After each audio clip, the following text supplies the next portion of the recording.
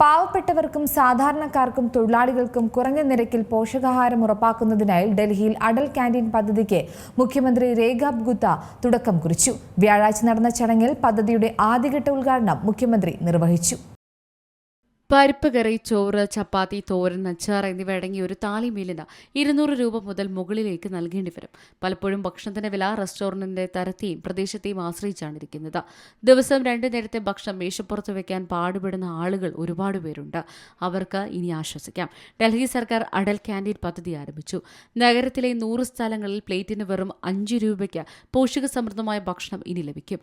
മുൻ പ്രധാനമന്ത്രി അടൽ ബിഹാരി വാജ്പേയിയുടെ 101ാം ജന്മദിനത്തോടനുബന്ധിച്ച് ദരിദ്രർക്കും തൊഴിലാളികൾക്കും താഴ്ന്ന വരുമാനക്കാരായ കുടുംബങ്ങൾക്കും മാന്യമായ ഭക്ഷണം നൽകുക എന്ന ലക്ഷ്യത്തോടെയാണ് 100 അടൽ ക്യാന്റീനുകൾ ആരംഭിച്ചത്. 5 രൂപയ്ക്കാണ് ക്യാന്റീനുകളിലൂടെ സബ്സിഡി നിരക്കിൽ ഭക്ഷണം ലഭ്യമാക്കുക. ഡൽഹിയിൽ ആരും വിശന്നിരിക്കരുത് എന്നതാണ് സർക്കാരിന്റെ ലക്ഷ്യം. 45 അടൽ ക്യാന്റീനുകൾ ഇന്നലെ ആരംഭിച്ചു.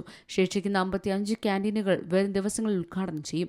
ഈ ക്യാന്റീനുകൾ ഏകദേശം 500 പേർക്ക് ഒരു ദിവസം 2 നേരം ഭക്ഷണം നൽകും. രാവിലെ 11നും വൈകുന്നേരം 4നും ഇടയിൽ ഉച്ചഭക്ഷണവും, വൈകുന്നേരം 6:30നും രാത്രി 9:30നും ഇടയിൽ അത്താഴവും ലഭിക്കും.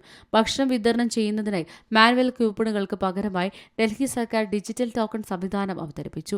ഡൽഹി അർബൻ ഷെൽട്ടർ ഇംപ്രൂവ്മെന്റ് ബോർഡിന്റെ ഡിജിറ്റൽ പ്ലാറ്റ്ഫോം വഴി CCTV ക്യാമറകൾ എല്ലാ കേന്ദ്രങ്ങളെയും തത്സമയം നിരീക്ഷിക്കും. National desk, Malayalam news.